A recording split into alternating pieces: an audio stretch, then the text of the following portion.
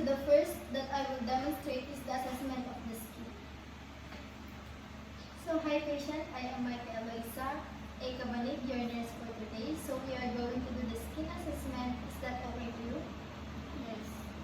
Before anything else, may I have your name, I am Marian Hanapula. your birthday, May 8, 2004. your age? 17. Can you tell me about your address? Karusipan Kabuga, Ilocos. Alright, first that we are going to do is the skin assessment. So I will explain the procedure to you. Okay, for me to be able to assessing those parts, can I ask your consent po kung okay lang na hawakan ang mga certain body parts niyo? Yes. So I will be asking you some question about your health history po para malaman ko. May skin problem po ba kayo, like rashes, dryness of skin, oiliness, like yung pagpapasa po, tapos yung pangangati wala po ba? Wala. Okay. How about hair loss po sa nail po? May change sa hair loss po? Wala. May changes po. Sa nail niyo po may changes po ba? Wala. Sa body odor po? Wala. How about the allergic of foods or medicines? Wala po ba? Wala. So sa family history po, meron po ba sa family niyo ang nagkaroon ng skin problem or skin cancer? Wala. Alright ma'am, I already explained the procedure to you, so I am performing the hand hygiene before I start the assessment, and I will provide privacy. Okay ma'am, wait lang, mag-start na po tayo.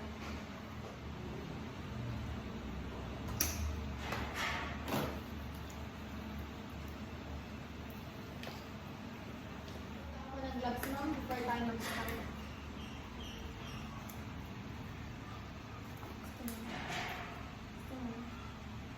Yung inspect garod ma'am, noong na color violation niyo ma'am. I-test naman ito ma'am. Alam ka ang timang kung paano ito.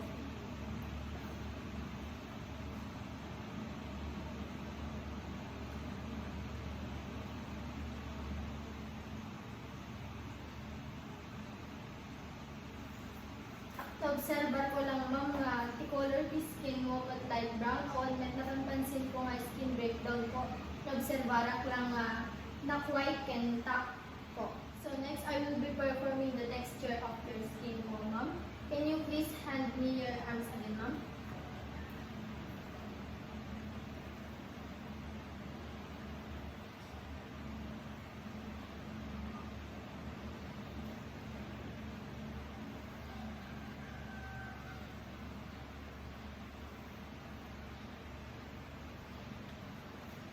I observe ma'am that no presence of stretch mark and scars po yung arms niyo po.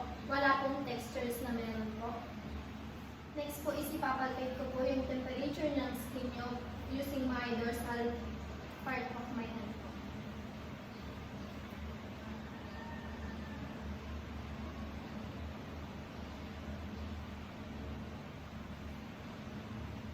Can you do this ma'am?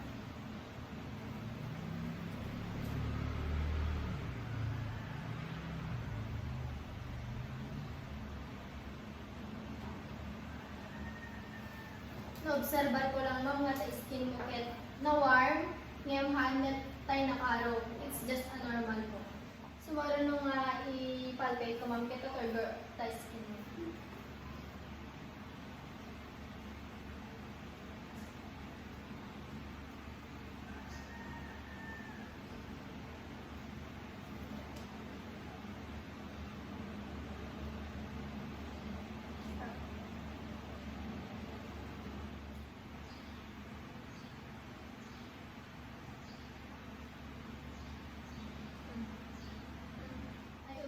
That there are no presence of edema. So marunong naman ket i-inspect ko ket data buhok mo numabalin ba nga igamak.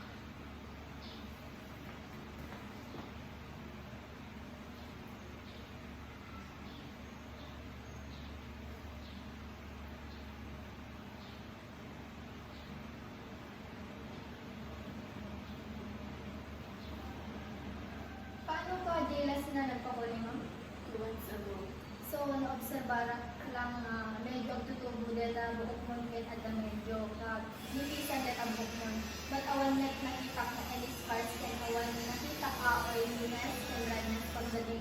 scalp mo. Next nga obra ay ma'am, kan ka ba yung inspect ang tanits mo? Isa ka mo?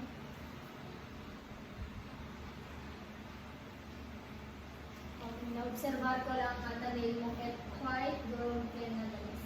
Thank you. So dito yung maudi na pag ka nag-inspect ko ma'am at you completed the assessment of the skin. Thank you. So next I will demonstrate is the head to neck assessment.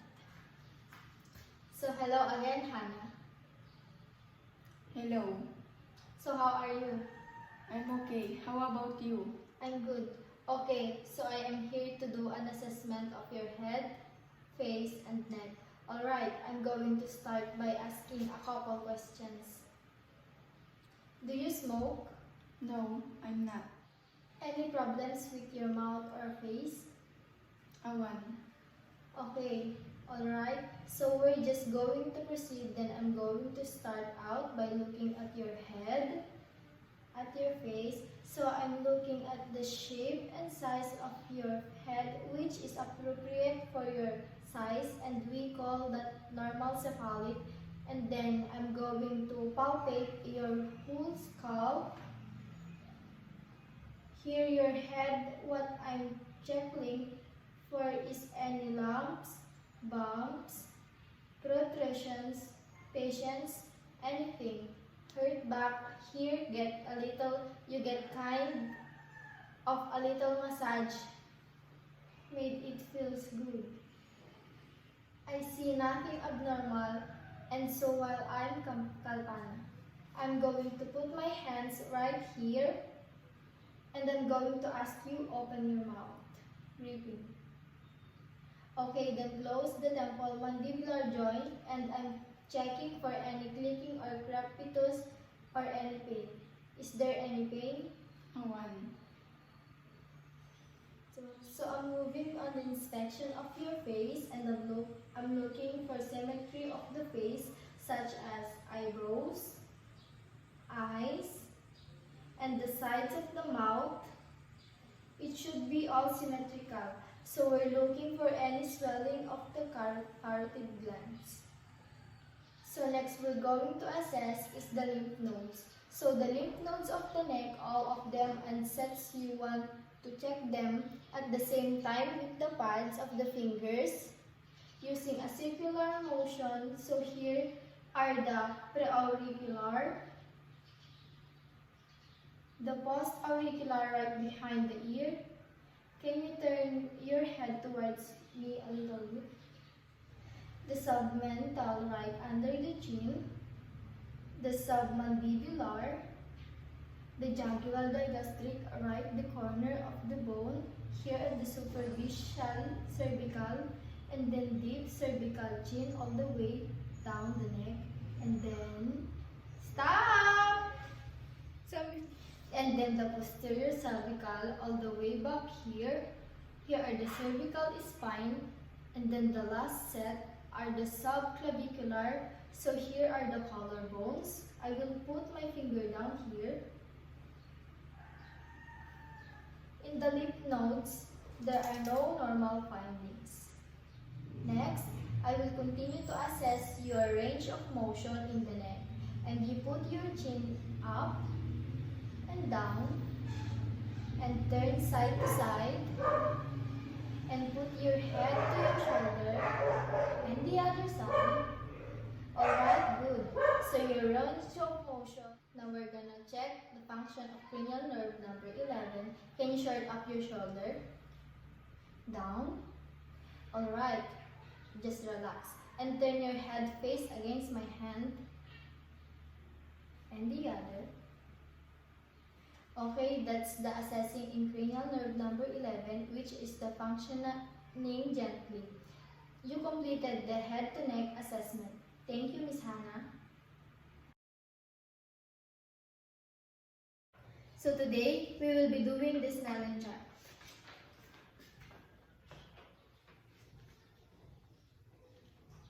S N B Y R G 100 D. 45. So the other. Q. N. 21. 15. R. D. 91. C. S. N. Thank you. So next we will be doing about the eye assessment, easy reading book. So let's start. Dear future nurse, nurses are an integral part of the healthcare system.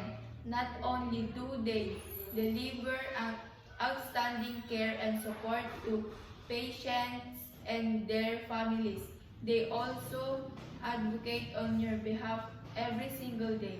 They work to make sure you receive the best possible care today and are committed to improving the quality of care that will be available in the future. Thank you.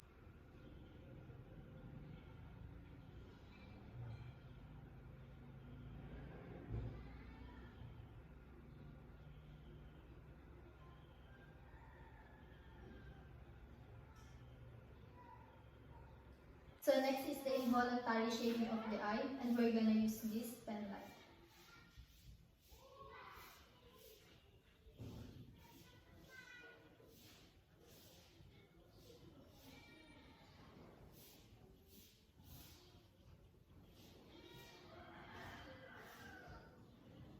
Next we're gonna do is this.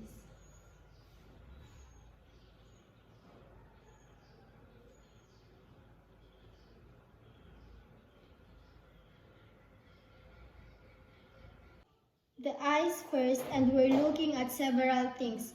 We're looking for the eyelid, we're looking at the scleral, which is the white of the eyes, we're looking at the iris, pupils, and conjunctiva.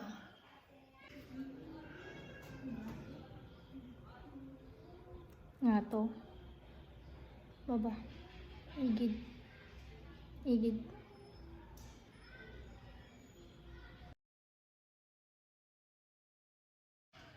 So, shock ni Mycah Eloisa ka ba ni nurse mo, student nurse mo tata, kabalin mo ibaga, ti ustunganagan kantawan mo. Siya Marian Harapula, May 8, 2004.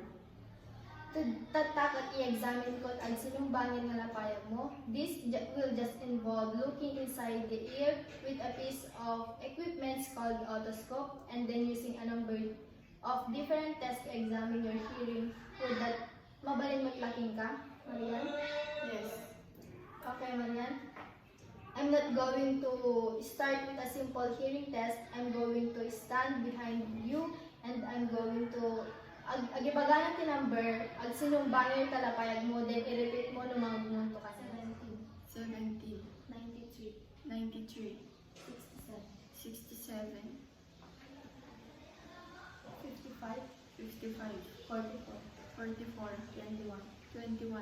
So I'm now going to place this tuning fork of your head. Let me know whether you hear it loudest in one ear or in the middle. Narigdating na. Okay, so I am going to place this tuning fork on the bone behind your ear. I'd like you to let me know when you can no longer hear the sound. Pangag ko. Awanan. Can you hear it now? Yes. So I am going to look your ear inside. This will involve me pulling back the earlobe and then inserting the otoscope into your ear. If it's at all uncomfortable, do let me know. Okay, sure.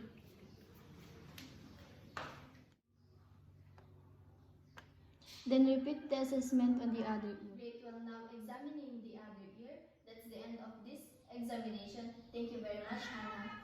You're always welcome, nurse. Today, I examined Marian, a 17 years old female.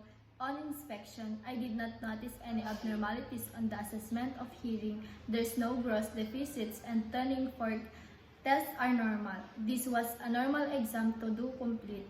I will perform a full cranial nerve exam and audit assessment. Thank you. assessing of the respiratory system. First is to inspection of the chest. I am looking at her face, neck, and thorax and extinct. There are no signs of central or peripheral cyanosis. There are lumps, bumps, or briosis. Chest is symmetrical, expansion appears symmetrical. The AP diameter looks to be less than the transverse diameter. He does not appear to be short of breath.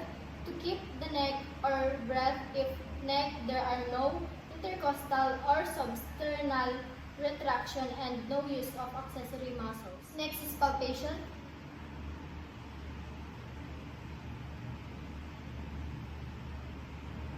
His chest is warm, no lesions or bumps, no sense of practus, and no tender areas. 99, 99, 99, 99. No signs of tactile premitus. Next is auscultation.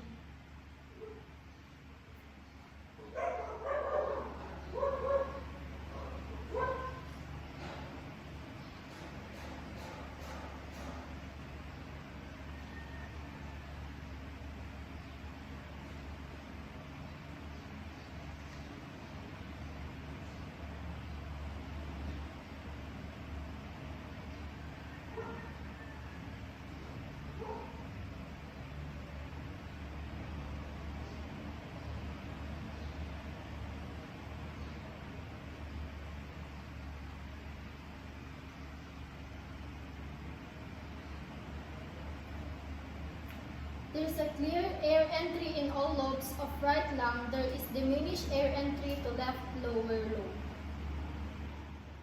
I am looking at his posterior thorax of the skin. Is pink. There are no lesions, bumps, redness, and thorax look symmetrical as I palpate. The skin temperature is warm. I do not feel any abnormalities. 99, 99, 99, 99, 99, 99. There are no signs of tactile premitus. Next is percussion of chest. Listen one full respiratory cycle at each side.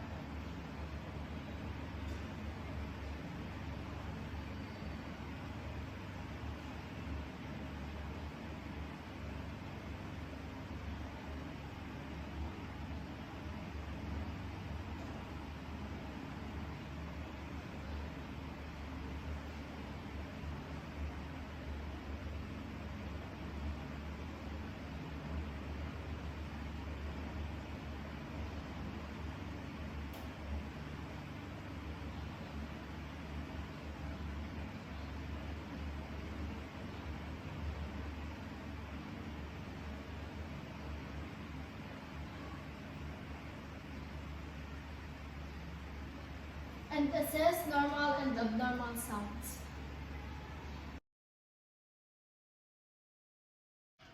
So, shock ni Mycah Eloisa kabanig, ti nurse mo, student nurse mo tata, kabalin mo ibaga, ti gusto nga nagan kan tawen mo. Shock ni Marian Hana Pula, May 8, 2004. So, I am going to assess your cardiovascular system. So, can I examine your heart? Yes, Would that be okay? yes. Diba question mo, bagot allogy? Awan. So, let's begin. Esta mga tayo. Bakit? Pagdito ka na.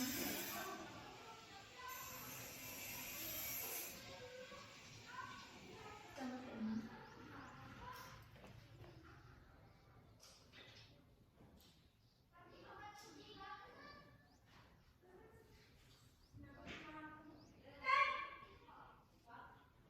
Palpate ko man radial pulse mo.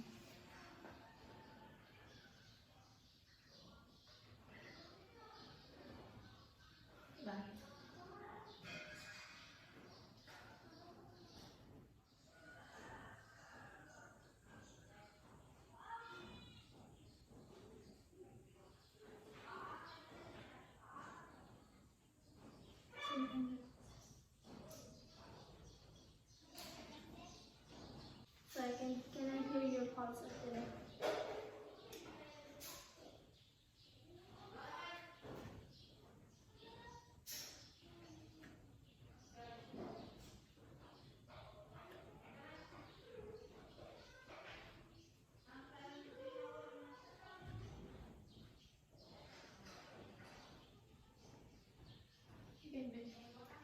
mo lang magtitaon.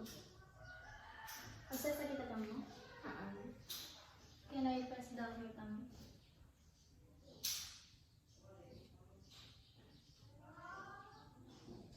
Then bring your head back. Can I now inspect your eyes? Yes. Can I inspect your mouth? Yes. Can I inspect your chest? Yeah. Would you lift your right arm for me? The left. I'm now gonna feel the pulse of your chest.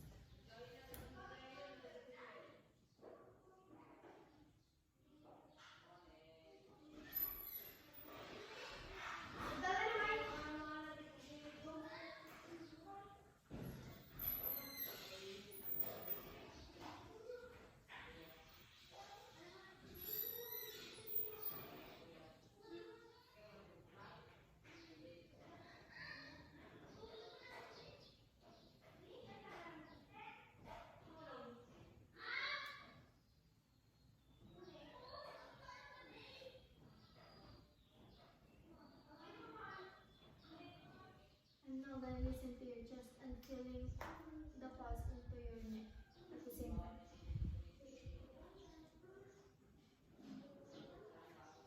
Just relax.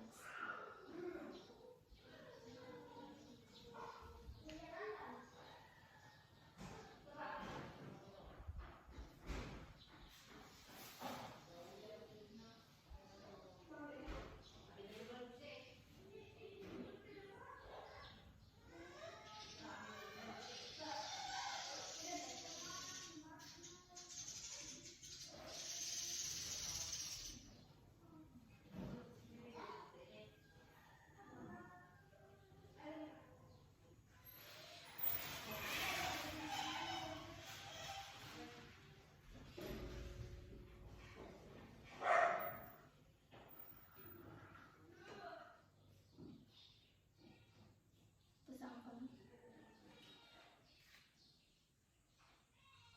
Deep breath in. Out. Breathe naman. Sige ka. Deep breath in.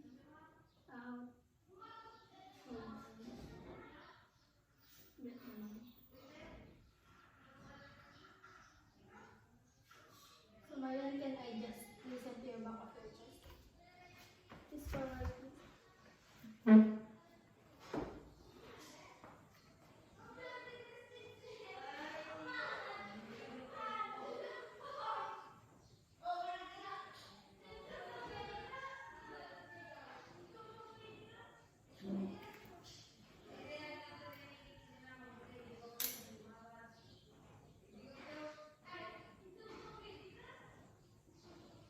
So I'm now going press to your ankles.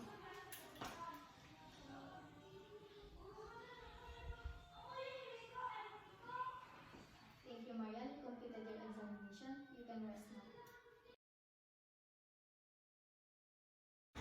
So now I will be doing the abdominal assessment. So this time I will demonstrate the abdominal assessment. So hello again, Hannah. Today I will be examining your abdomen. Now before to do this, I will need to provide privacy to the patient and perform hand hygiene and explain to the patient what we'll be doing. So let's get started.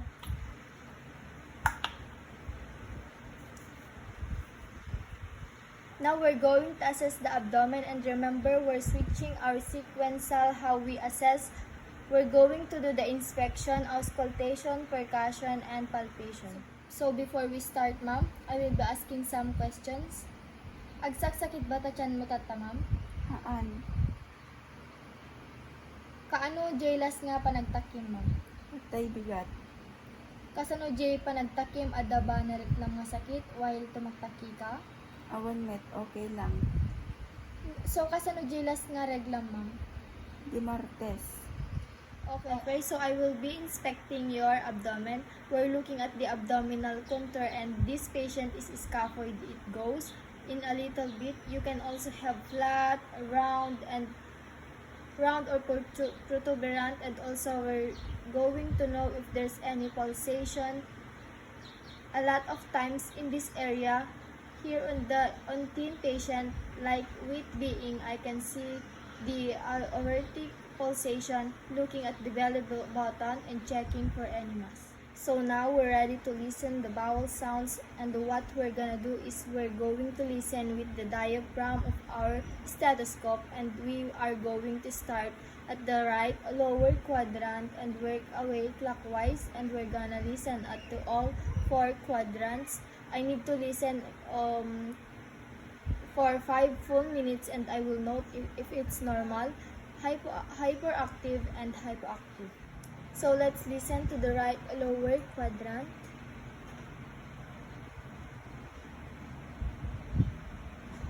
Then we're gonna move to the right upper quadrant.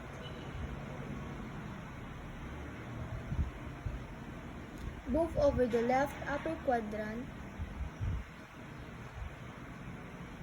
And then move down to the left lower quadrant.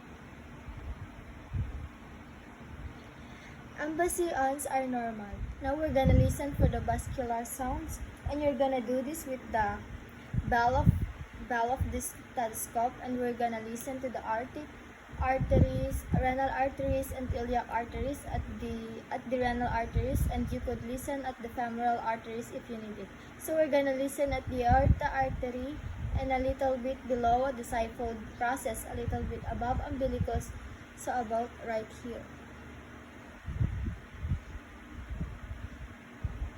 So here's the right renal artery, and the left renal artery, the iliac artery, and the other side. So next we're gonna do is palpation. First we're going to do is light palpation, then deep, and being as I do, please tell me if you feel any pain or tenderness. Irugik ito yung right.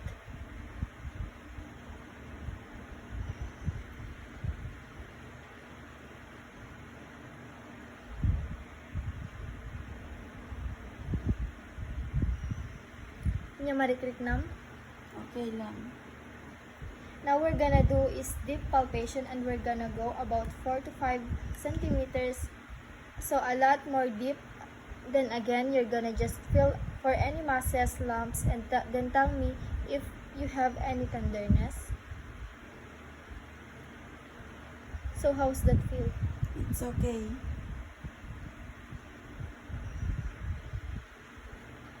So that's the wraps up how to perform the abdominal assessment. You completed the abdominal assessment for today. Thank you, ma'am.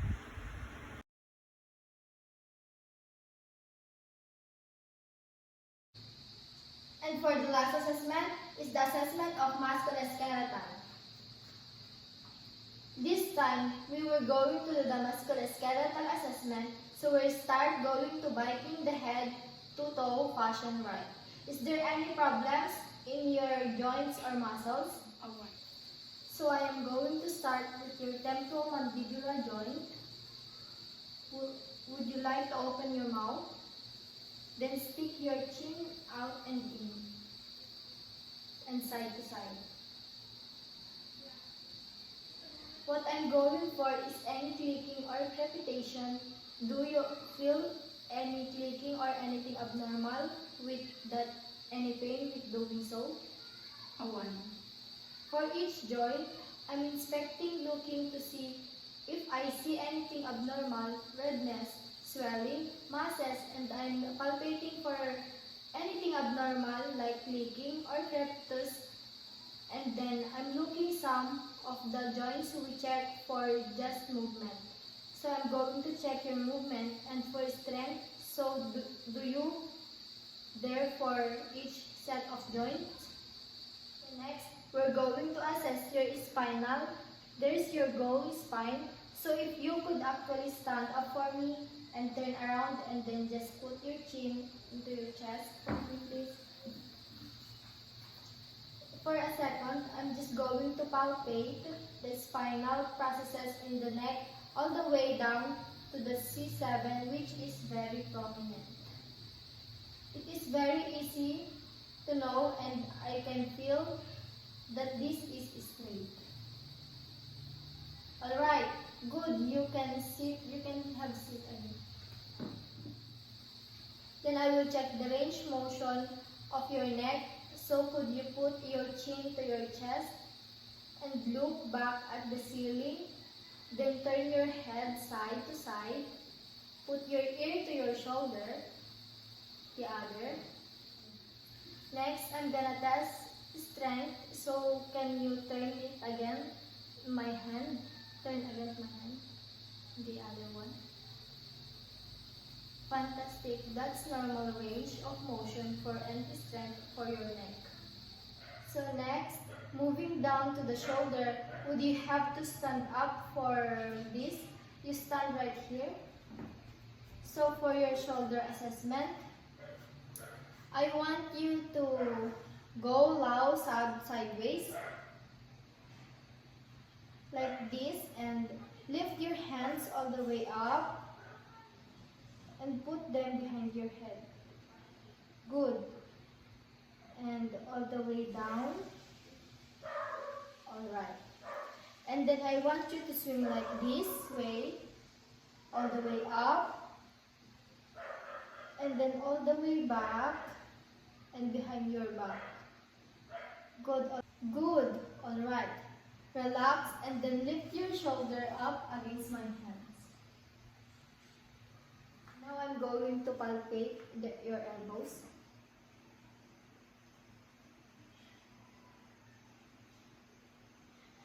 I do not see anything abnormal here.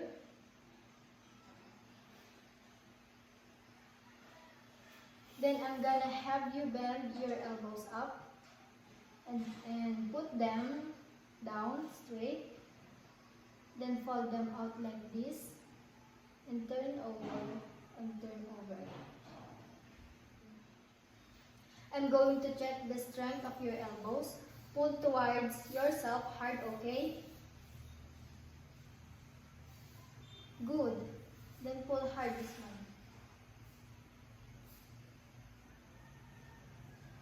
So your range of motion and strength and your elbow is normal. Now you have to put your hands like this. And I want you to put your wrist down and your wrist back up. And spread your fingers apart and put your fingers together. And then put your hands out straight. Just finger down and up. Alright? And then put your hands over and bend your fingers. I'm just checking to strengthen your fingers. And I'm going to do over here to check the strength of your fingers. Go. I also going to palpate this. Alright, we're going to find to your hips and I'm going to have you lay back and bend. Is there any problems of your hips? Awan po. Okay, so with this leg, I want you to move it off this way as a furniture cut. And then there you go. And then back in. And then I want you to lift it up. And down. And I want you to bend in the knee and lift it up.